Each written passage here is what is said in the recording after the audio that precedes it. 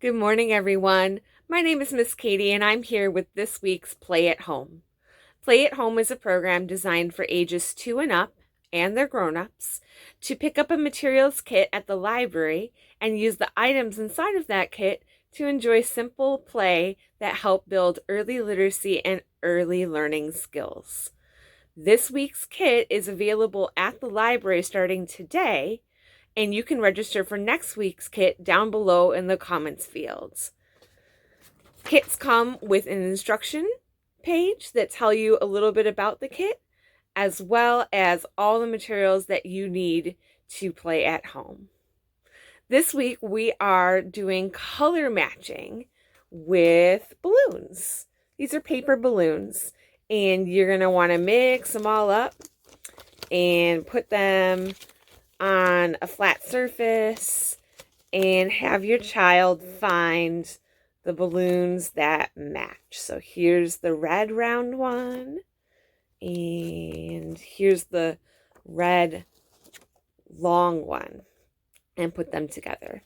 So your kiddos can make matching pairs of all of the colors that are found in this week's kit. That's not the only way that you can use these balloons. We know that for many of our older friends, color matching will probably be a little easy. You can take a permanent marker and you can also draw on these to create more games. So this one, I took mine and drew patterns on them.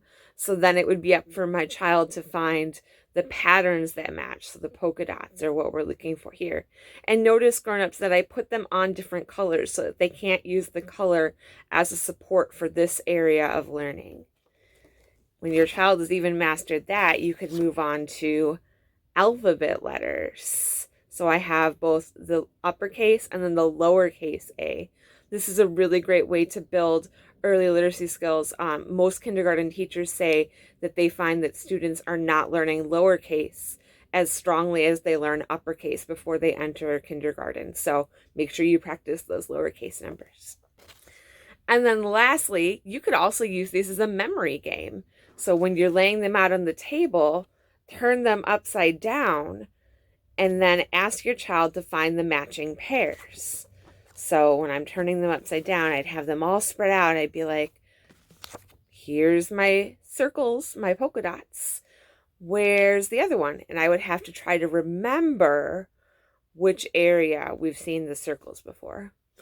I do want to let you know, it's important to use the permanent marker because of the lamination. So I can put my hands all over this and I'm not getting any transfer.